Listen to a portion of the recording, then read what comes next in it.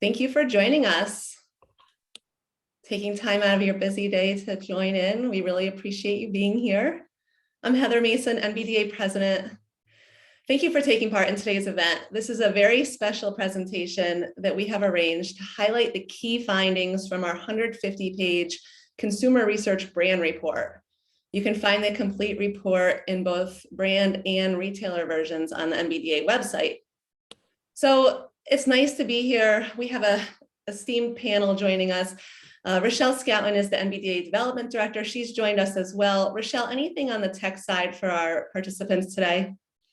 Yeah, just about questions. We know we're going to have a few questions pop up. So if you could put them in the chat or in the Q&A as we go along, we will actually get to them at the end of the presentation.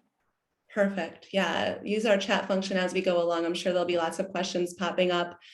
The decision to undertake this important research was something that we did not go into lightly. With the changing environment, the rapidly changing landscape of consumer needs and the role the bicycle retailer plays was something that the NBDA thought was very important.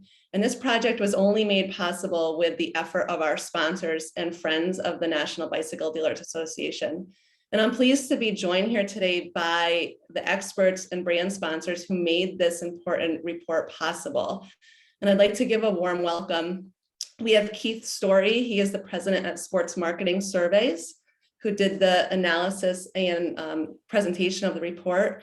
Jay Townley, future resident at Human Powered Solutions, who has worked hand in hand with the NBDA to provide webinars around the data. We also have Maggie Kay McBride, the Rider Experience Manager at SRAM, and Anna Wassman from Bosch Ebike Systems. She's the Business Development Manager there. Thank you for joining.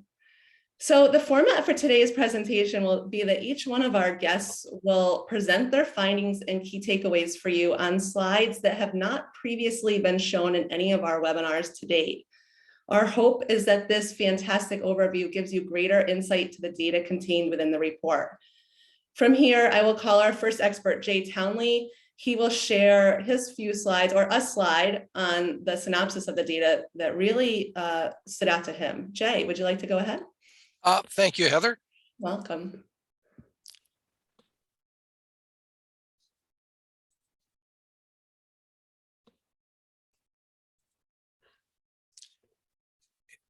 Now, this is not from the report.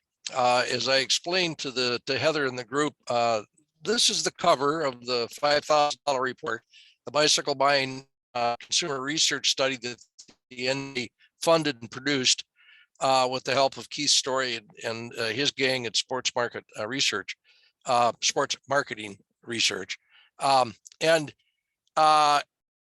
The point here is twofold. One, my job as an analyst was to take what is this voluminous report and produce the dealer version, which using my cursor, I'll show you is down here for the NBDA membership, the $3.99 version.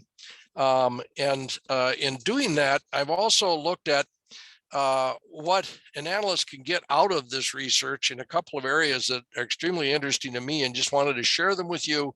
And then turn this back to the sponsors, who are the brand representatives who'll get into the detail of what they found as they went through the study, plus Keith's view of the most interesting pieces from his standpoint of the consumer research, which, by the way, I've been in this industry a while, and this is landmark research. The last time any entity in the industry looked at consumer research at this level with this quality was back in 2014.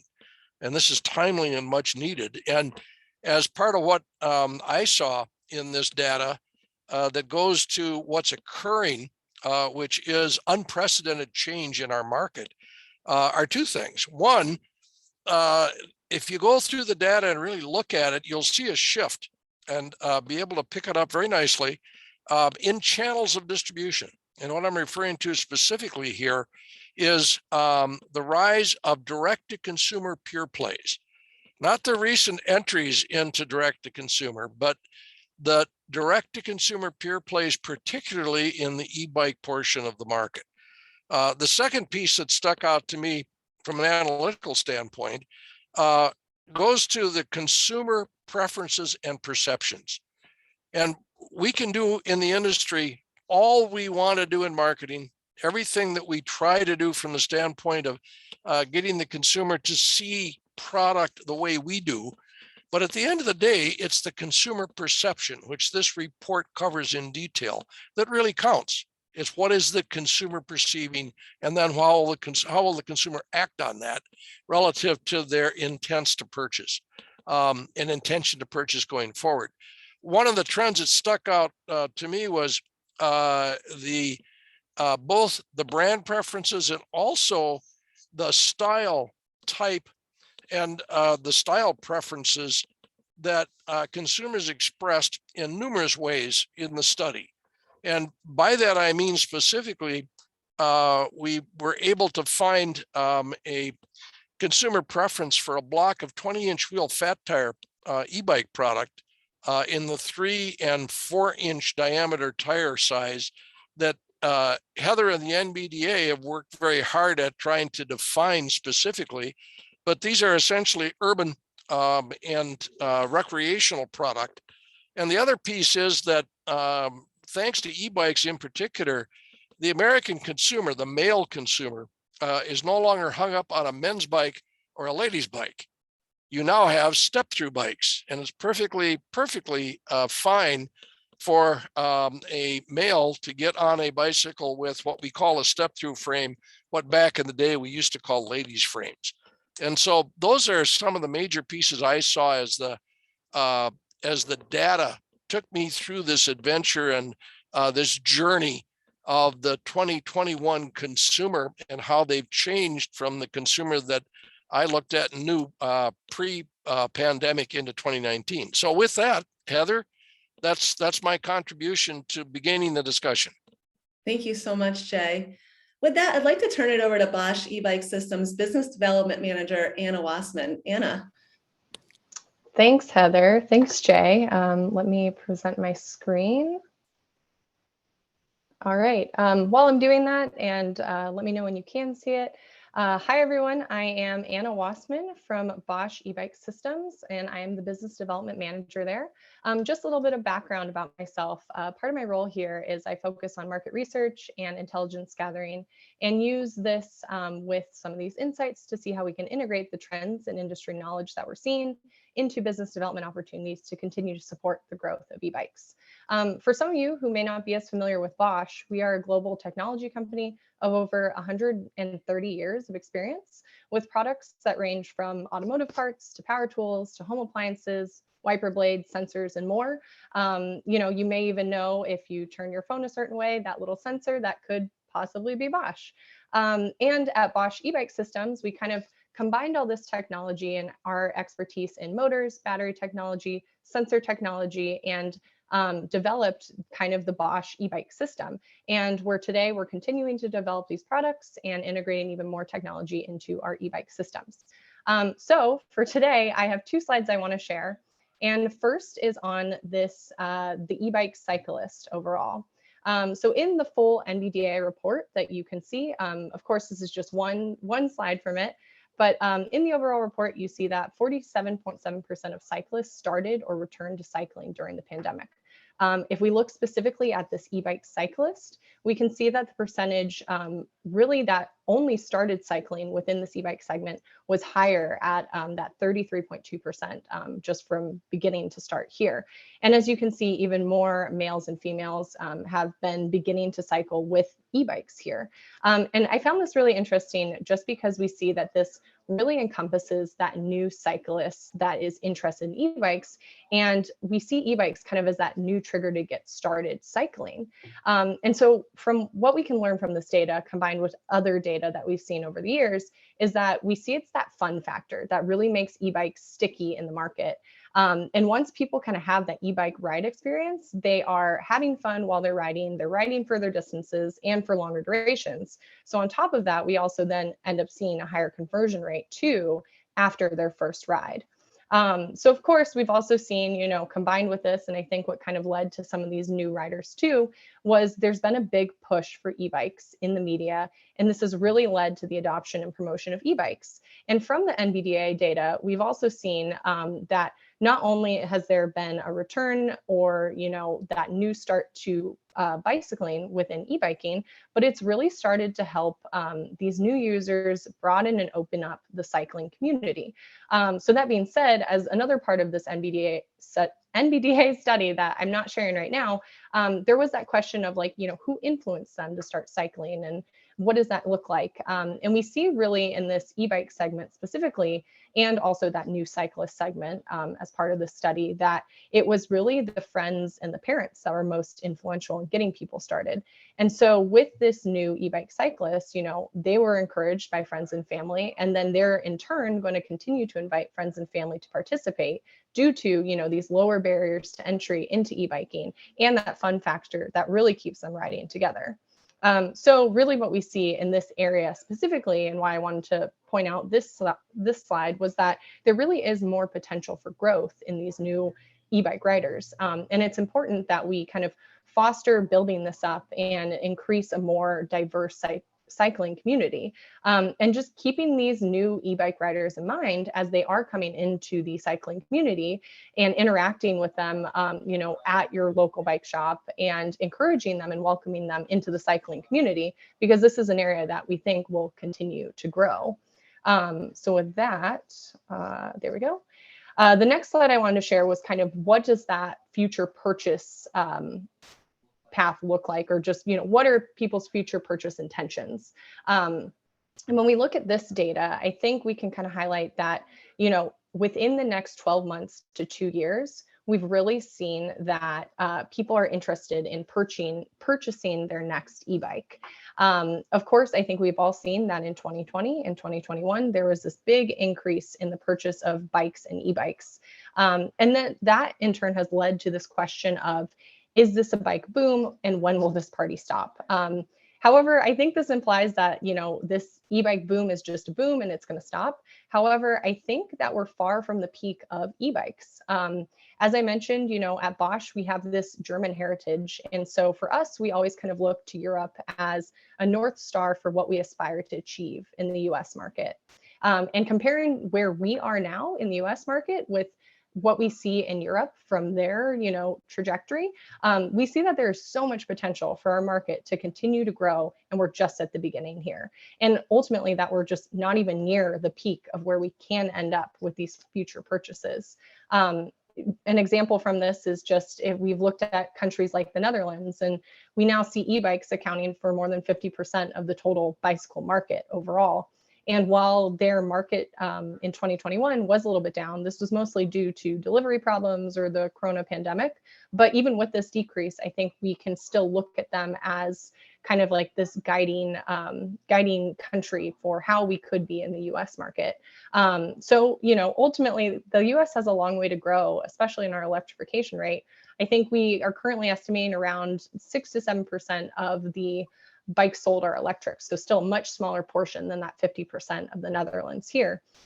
So there is so much potential to continue to grow here, and we see opportunities with, riding conditions improving, new programs and investments into cities to improve infrastructure too. And with that, with these improved riding conditions and all of that, we see that these new e-bike customers are coming to the market for that fun factor, right? This is what drew them in. This is what's drawing them to want to continue to purchase their future e-bikes. And so many of these consumers, I think Jay had mentioned this earlier, come from that, maybe it's a D2C brand or a lower quality e-bike, but we want to make sure that these new e-bike riders will continue to ride for years. So we think it's extremely important to get people on, those quality e-bikes that you can find at your local retailers too. And of course, some are also still online, but making sure that these people not just have these quality bikes, but know where to go and get excellent service along with them. We think service is such an important factor here to keep these riders riding. And for us, we've seen that, while Bosch is kind of still newer to the bike industry, and that we might not be that typical bike brand, this e-bike rider is your non-traditional cyclist. And for us, we see that, when they go into a bike shop and maybe haven't been there as much, and they recognize a name like Bosch from all of our consumer products, whether that's our power tools or home appliances, sensors, or automotive parts, they kind of already feel that sense of trust in, the bike shop, the bike, and then also just the service that comes along with it. So overall, I think from, these two slides, what I really want to focus on, and, there's so much great data in this NBDA study, but, from this, I kind of just wanted to look like, who was this new entry, and then where are they going in the future? And I think what we can take away from this is that the e-bikes are helping bring in this new cyclist into the community. And it's through kind of that fun, and they're bringing their friends, or they got involved with from their friends too.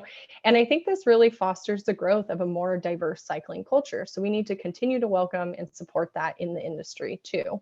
And then secondly, I think that we should continue to plan for the growth of the e-bike market.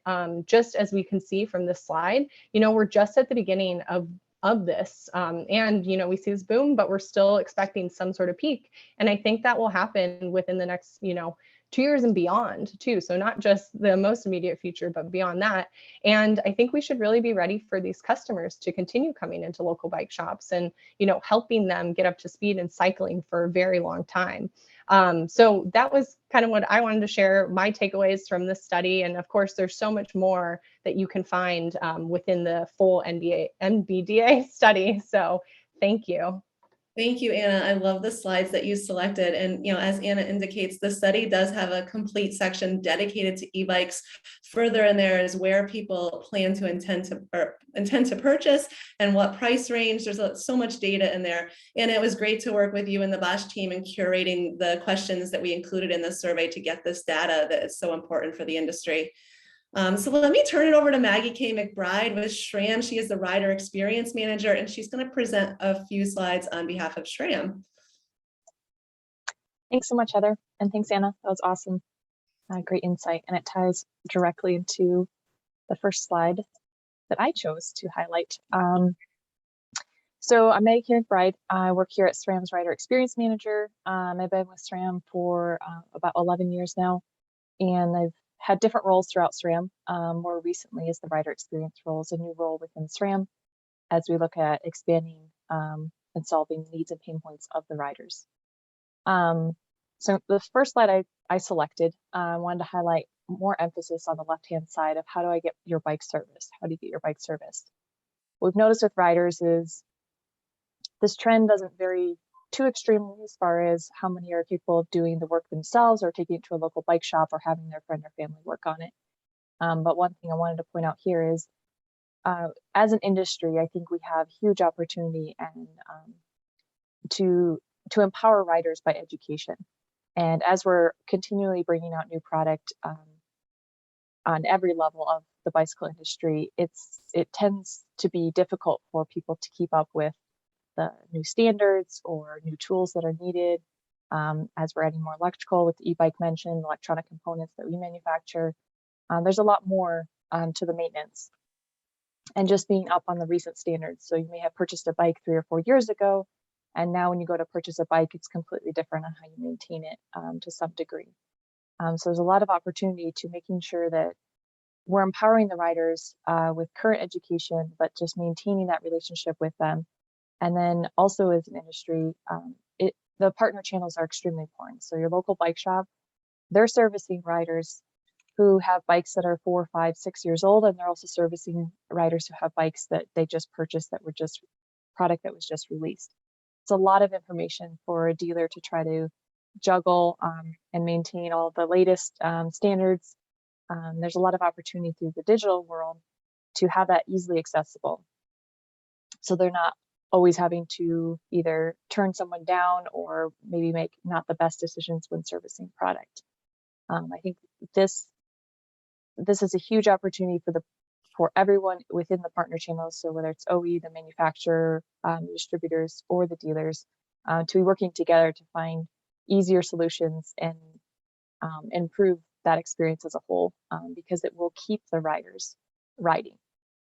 The reason why I'm focusing more on the new cyclists is I think for the most part, people who are invested right now in cycling or have been for many years.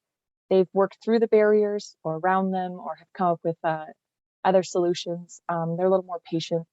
With the new cyclists, we saw that big boom happen. People are new riders on bikes, or they haven't been riding since they were a kid. The last thing we want to happen is for them to hang their bike up in the garage and essentially just stop riding after they've kind of gotten back into it. So that is one of the barriers, is maintaining your bike so that it keeps riding. And so I think there's a huge opportunity to make that easier within the cycling industry. So with that, I'm going to jump over to the next one. This one talking more about the recent purchase habits. So again, focusing on the new cyclist, we've been doing other research alongside some of the research that was provided here in the NBDA. And one thing that we found with some of our qualitative interviews is these new cyclists, they're going in and buying these bikes and they gravitate towards the mountain for actually multiple reasons. So some obviously live in mountainous regions, and that's the obvious choice because they know they're going to be on mountain trails more often. Others, however, are actually gravitating towards the mountain bike because it represents a more diverse culture. So they're not stuck with you have to look or dress a certain way, or you have to be a certain level of fitness or be able to ride as fast as the next person. So they gravitate towards the mountain bike because of the actual diversity from that perspective, and also the diversity of the actual bike itself. So they look at a mountain bike and see comfort.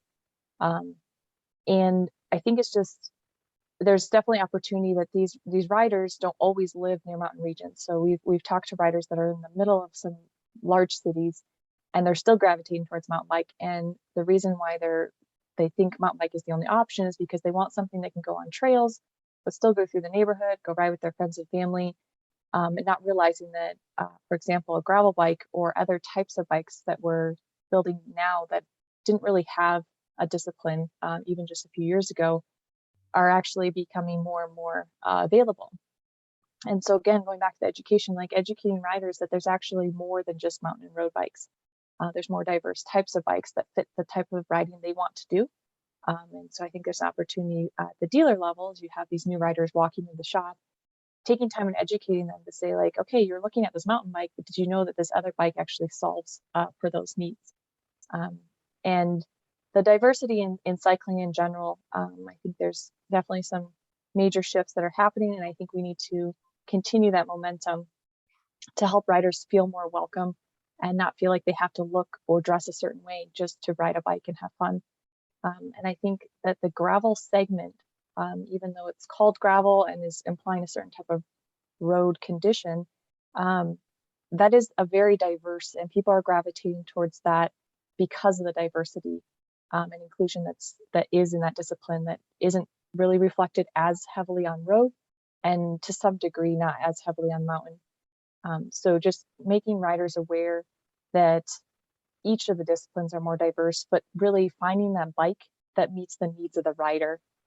So they're really having great experiences. And the example with the mountain bike, someone who's only going to be in town or riding on bike paths, they might not realize that there's actually a lighter option, so a gravel bike option that makes them maybe want to go out and ride more because it's not as much of a chore to haul the bike out of the garage and go for a ride. There's definitely opportunity there. And looking at the age split here as well, what we found is interesting is the age that was mostly primarily looking at the used bikes tends to be in the college age group, and for financial reasons, they may be gravitating towards the used, secondhand, something cheaper, more affordable. But still, we have opportunity of still assisting them and maintaining that relationship so that they want to stay riding even after they can afford maybe the more expensive bikes and continue their hobby in cycling. My last slide, again, going back to just the new cyclist, brand awareness. This is mostly just to showcase that it's pretty easy for a rider to easily identify with the largest logo on their bike. So a lot of my interactions with riders, and when I ask them, or when I tell them where I work and I ask them what kind of bike they have or if they know about their bike, I usually hear the logo of the frame manufacturer. That is the biggest and most apparent logo. And you can see that my company is the far right, very small in components. Sometimes you actually don't even see the SRAM logo, you see our componentry name. So it becomes less visible. But I think all of us on this, I see all the names across the bottom of the screen, working together actually helps the rider stay riding. And again, going back to what I mentioned earlier, that's really our goal, is keeping these riders riding. And what does it take to keep them riding? So they might, to the far left, you have a trek bike, and maybe on the far right, you have SRAM components on that trek bike. If you're not educating them on how to maintain their SRAM components, they might still hang up that trek bike and not ride it again, or go buy another version of it, or go buy the e-bike version of their next bike.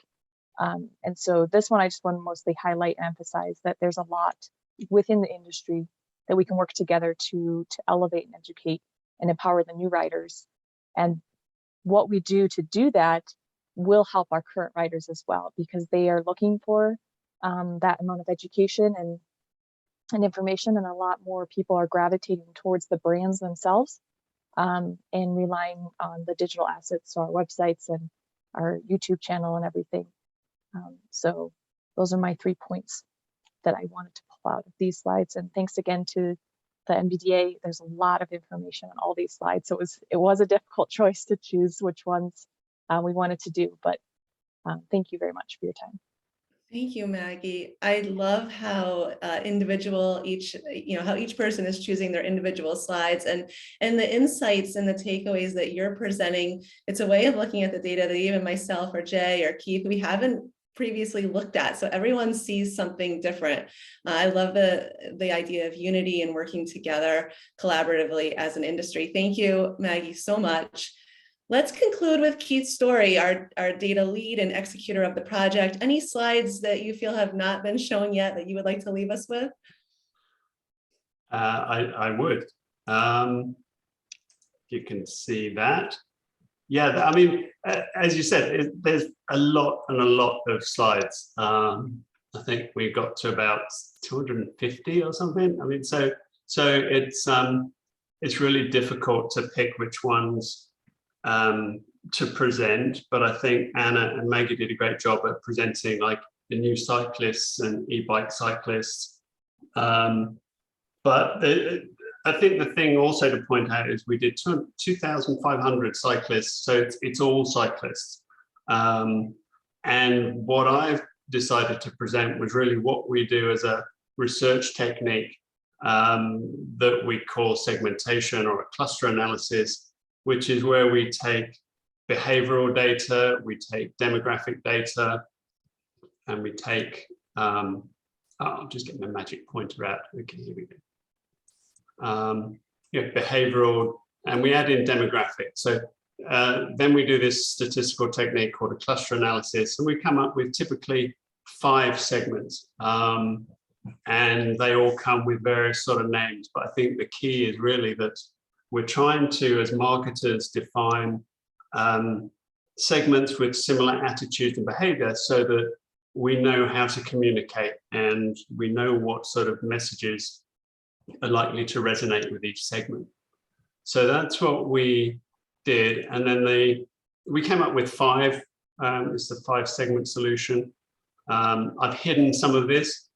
I'm just trying to get, okay, there we go.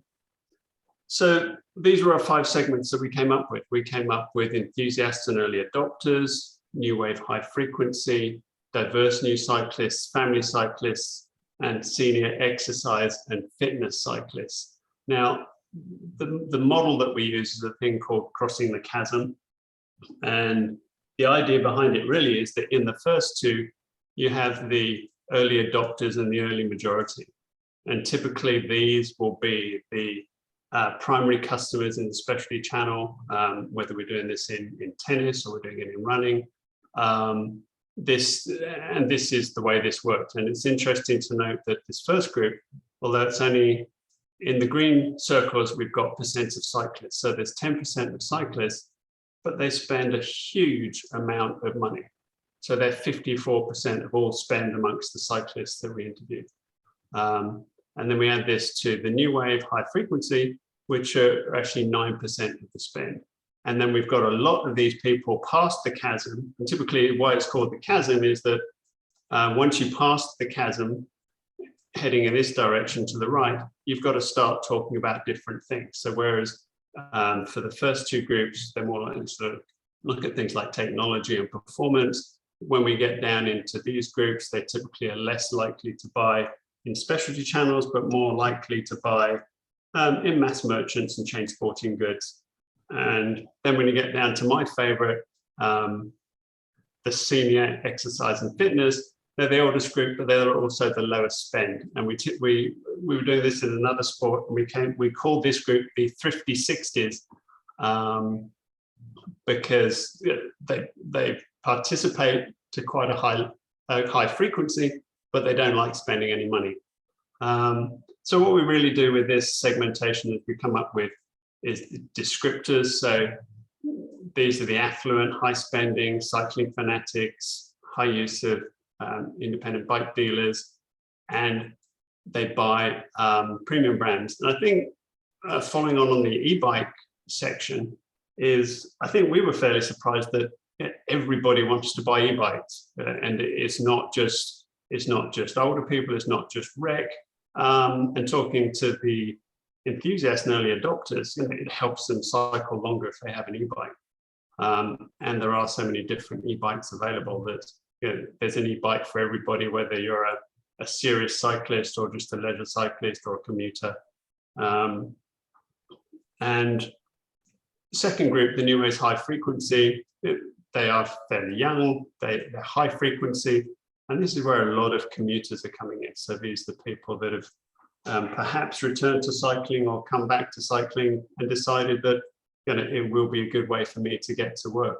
Particularly if they've got sort of a hybrid schedule now that maybe 2 days in the office or 3 days in the office, it's kind of easier to do fewer times a week, maybe to commute. The diverse new cyclists, they're the highest percentage of females, they're the youngest, least affluent. That ties in with the fact that they're younger, and they don't cycle as frequently as the top two groups. Family cyclists, they're most likely to have children at home, below average spend, and they buy at mass and online. And quite a lot of what they're interested in, their motivations for cycling, is nature and sightseeing. And I've really covered group number 5. So if we move on to the next slide, where I reveal some more of this, just key demographics. And I think the main one to point out here, other than the income, group 1 is certainly the most affluent by quite a long way, and they spend on average sort of 4,500 compared to 1,000 here, and then big drops down to 398, 502 and 305. So like I said, really stacked towards big spending in group number 1. And then we talk about where these people buy. So their key markets, independent bike dealers, starting to see some chain sporting goods in group number 2. Then we get into mass merchants, chain sporting goods, mass and online. And the older groups, group number 5, low end purchases and traditional brands. And then the main driving force of what we do in a segmentation analysis is to look at how we communicate. And I'll show my next slide is really covering some of the motivations and attitudes and buying behavior. So as I said, these people are more likely to, technology is likely to resonate, customization, also sustainability and environment, the index high for that, and they're more likely to try new things. These are more likely to talk about commuting with this group, but they also are motivated for cycling for stress release, exercise, speed and excitement. These are very core customers for the IBD network in group number 1. Social media, and as I said, these group number 2 are still starting to come in with chain sporting goods, so there may be something to tie in with chain sporting goods stores in terms of trying to attract these new cyclists. When we get into group number 3, it's more about weight loss in terms of messaging, low impact workout being part of a group. Here we've got the messaging themes in family cyclists, family exercise, getting out in nature, sightseeing. And then for the old folks like me, comfort, smooth ride, fitness, those are the messaging themes for that last group.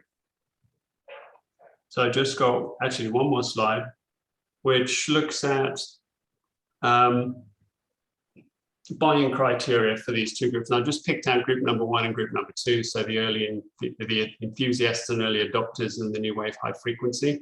And this is the average score out of 5. So 5 being very important.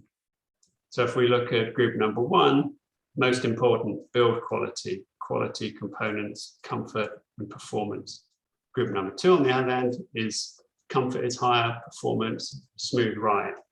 And then we also look at what we call indexing. So for group number 1, pretty much everything is important. I mean, everything rates above 3.2 out of 5.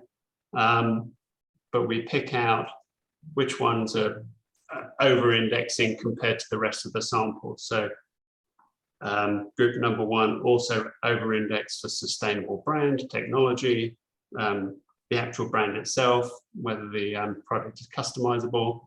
And they're also, and this is important for the IBD network, these are the people that are most likely to find recommendation important. And if we look at new wave high frequency, as I said, their top 3 are buying a comfort, performance, and smooth ride, but they over-index for speed, customizable, performance, and sustainable brand. So I think if we were looking at how to communicate with these 2 separate groups, it's interesting to note for group number 2 that actual build quality and quality components are less likely to be important in their buying criteria. But comfort goes right to number 1. So for this group, which is more likely to be a commuter group, comfort is all important for them. And I think that was it for my 2/3 slides. Hopefully you found that interesting and useful. I think it's just a segmentation group that is a really interesting exercise to go through, and just helps focus the mind on how to communicate with different groups within the cycling consumer. Keith, I thought those were fantastic slides to wrap it up with, because it really does help us, understand the different cyclists and how best to communicate, as you indicated there. There's so much data within the report, deeper dives into what prohibits people from getting on the road or onto the trail or onto the bike path, or what actually entices them to do that. So different slides, so much data. I saw some questions come in. If you have any questions for our panelists, please type them into the chat now. Rochelle, do you want to moderate the few questions that we have already?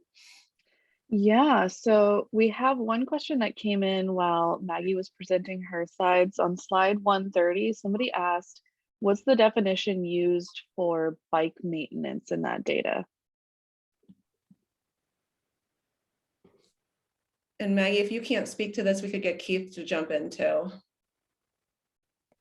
Yeah, what we defined it as, and we actually use that in our surveys here at SRAM as well, it encompasses all types of maintenance. So obviously that varies anywhere from a tire change to a full bike brake bleed. So we do kind of bundle it all together just so we don't overwhelm someone during a survey.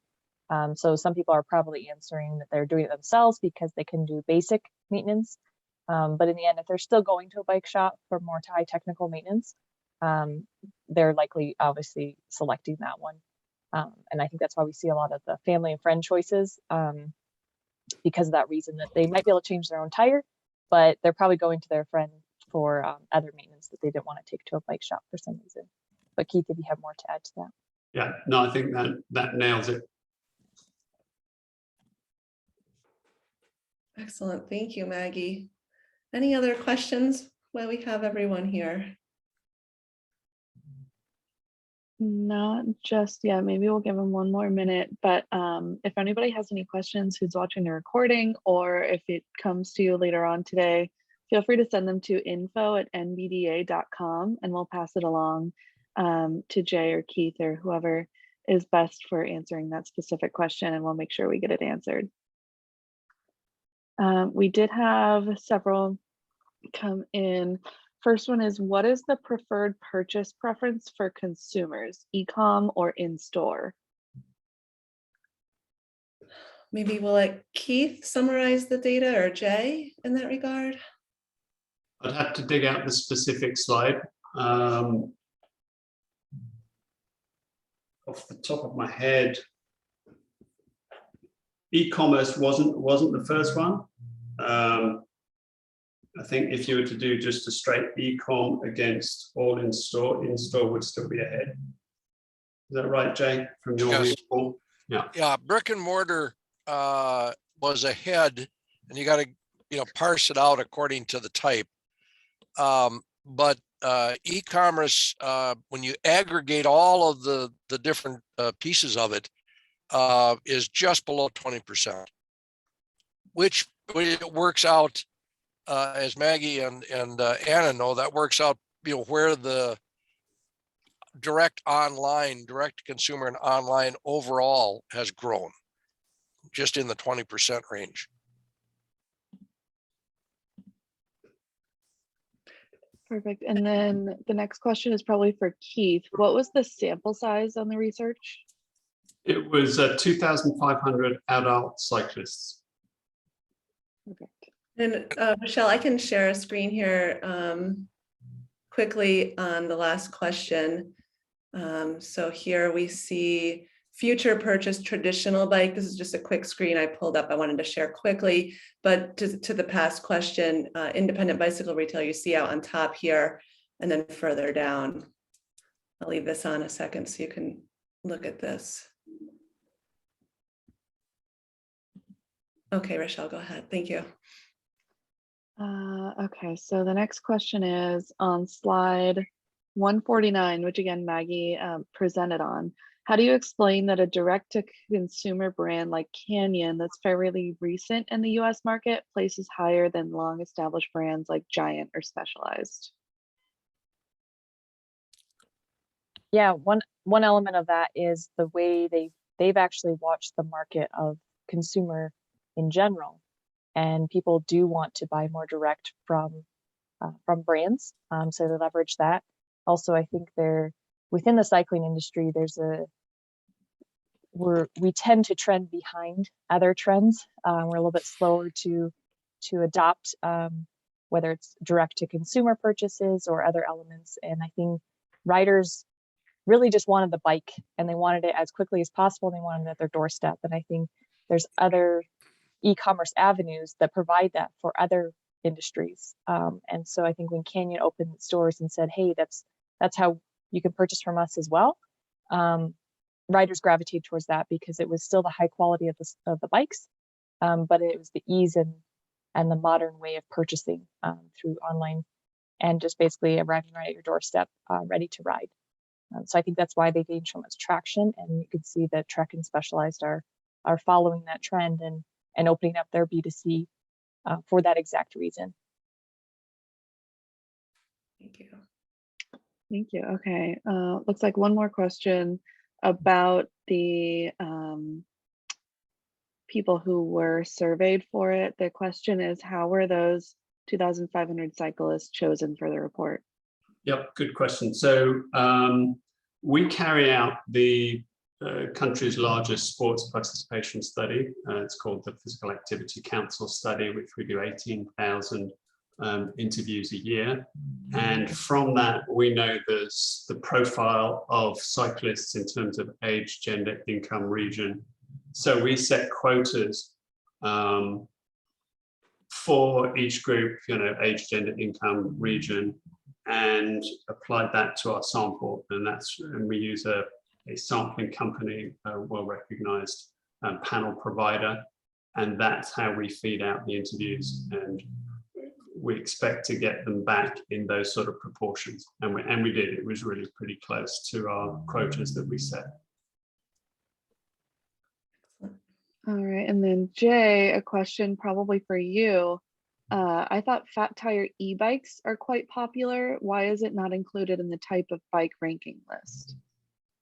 Well, it took a while for us to figure it out, but if you look at one of the slides that Anna presented, I believe, you'll see, or Maggie, I can't remember which, but they'll jump at this, I'm sure.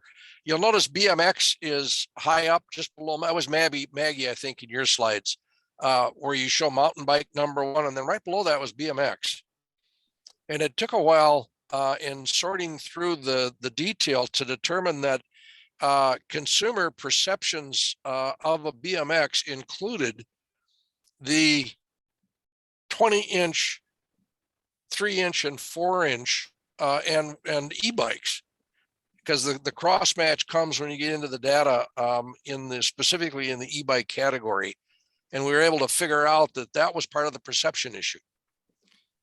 Remember that everything we're looking at is a consumer perception. And it's important because those are the people we sell. They're the people we want to motivate. They're the people we want to move to action.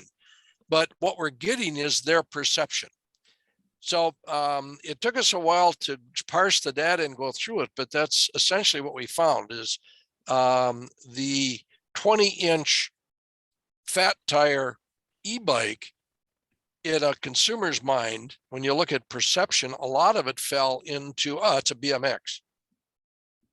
And that's where it shows up. And again, where you ferret that out is you take the data that Maggie showed and then go into the detail. Remember, I think Keith said it, I can't remember if there's I think 250 slides in all when you get to the detail with that much density, like what Anna and Maggie have shown you. You've got a great deal of data and information on every one of the slides. So it takes some time to go through it. But as I said, when you cross match the overview that Maggie showed and the preferences by style and take that into the BMX, you begin to wonder what, and then when you dig into it further, and what we did is actually just reached out to dealers, and dealers would look at it and say, it can't be BMX till we ask, what are you getting in for service? Oh yeah, we're getting those fat tire e-bikes. And once we had that discussion, then it was helping us refine. And we're learning. I mean, that gets to what next time around, Keith will look at a more detailed approach to that question. But that's where it shows up. Thank you. I think in a perfect world, we would have had it in the list to choose from, for sure.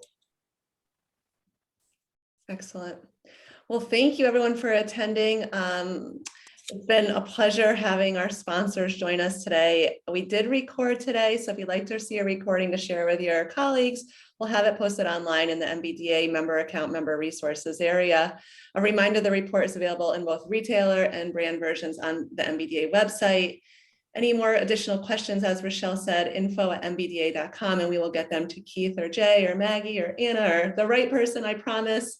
And with that, we'll go. Thank you so much for joining us. Have a great afternoon. I hope this was insightful and appreciate our sponsors joining us. Bye, everyone. Bye. Thanks very much. Bye. Thanks, everyone.